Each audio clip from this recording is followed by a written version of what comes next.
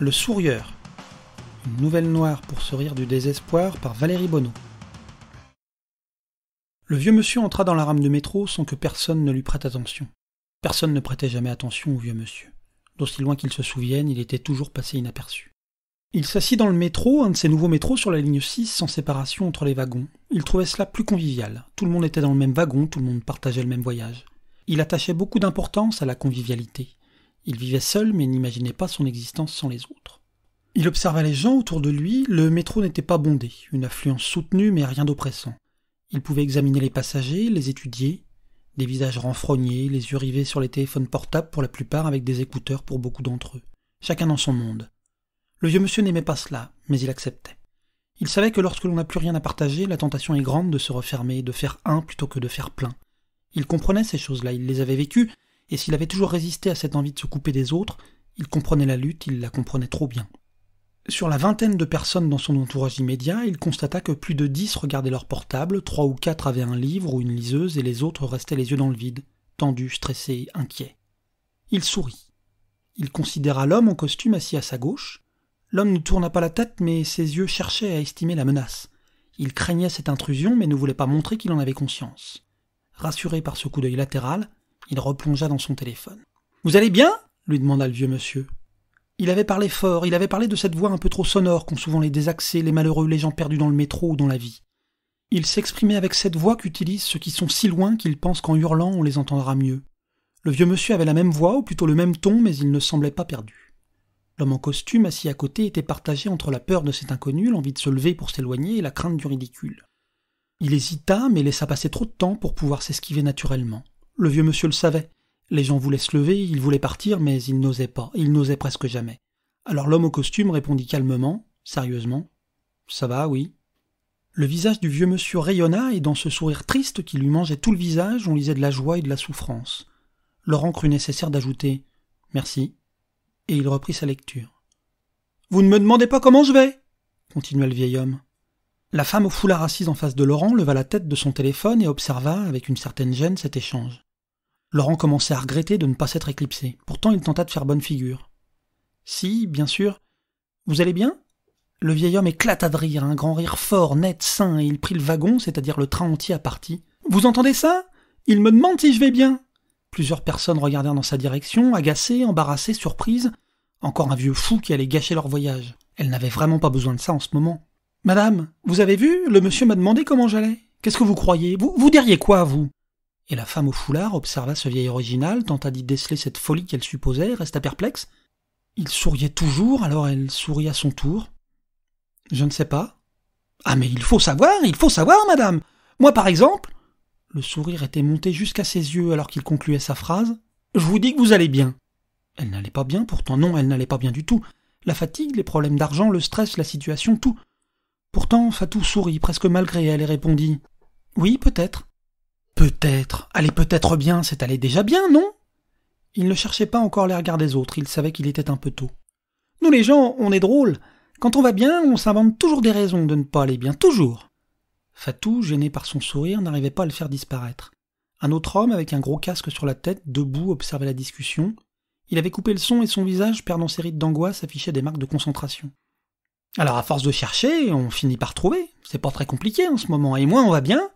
Il marqua une pause, il avait encore un peu élevé la voix, il cabotinait presque maintenant. Moi, on va bien. Et moi, on va bien, moi, on va bien.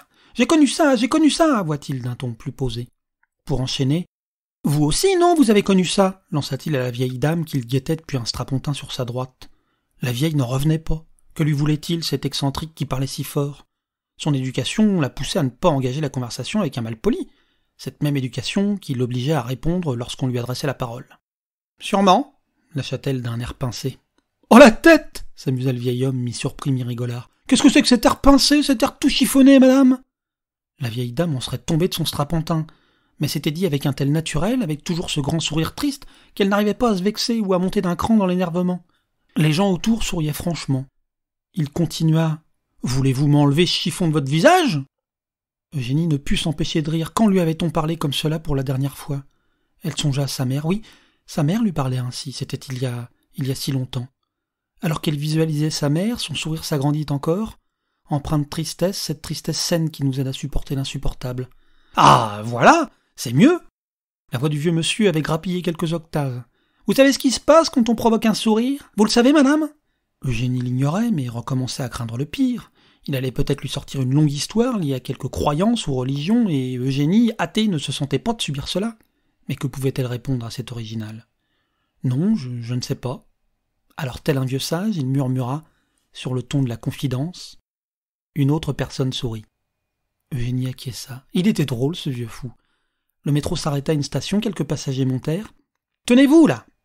Et le vieil homme allongea la jambe pour toucher la chaussure d'une jeune femme presque en face de lui. La jeune femme aux lunettes sursauta, toisa avec inquiétude ce vieux qui lui faisait du pied. Elle nota aussi que tout le monde l'observait. Lorsqu'un important la harcelait, dans le métro, personne ne semblait la remarquer, elle était comme invisible. Alors pourquoi tout le monde la fixait-il? Son anxiété monta d'un cran tandis que le vieux monsieur continuait. « Je suis sûr que si vous regardez votre voisin, il va vous sourire. » Elle ne comprenait rien, mais tourna machinalement la tête. Et oui, ce jeune homme lui souriait. Pas un de ces sourires de dragueur, de vicieux, non. Un beau sourire, et elle voyait bien qu'il ne le faisait pas exprès. Il ne pouvait pas s'en empêcher, il en paraissait le premier surpris. Alors Laura lui sourit en retour. Le vieux monsieur se leva, embrassa la rame du regard, et tous les gens sans exception lui souriaient, se souriaient. Il consulta sa montre, 5 minutes. Pas plus de 5 minutes pour provoquer ce moment de légèreté dans un métro. Il savait aussi que les sourires disparaîtraient presque aussi vite, mais pendant quelques instants encore, les passagers resteraient avec cette joie, qui deviendra souvenir, et ce souvenir, il l'emporterait avec eux, il le raconterait, il le démultiplierait. Il continua un peu son tour du métro, et plus personne ne se cachait ou ne faisait semblant de lire son journal, son téléphone. Il connaissait cet instant, cette bascule, cet état où celles et ceux qui s'inquiétaient d'être importunés craignaient maintenant de rater un bon moment, de ne pas en être, de ne pas être de ces 5 minutes de sourire qu'il leur offrait. Il observa une dernière fois la foule, tous les âges, toutes les couleurs, tous les habits, tout y était. « Je descends là, mais je n'emporte pas mon sourire, je vous le laisse. » Il pivota et sortit dans le même mouvement tandis que les portes se refermaient.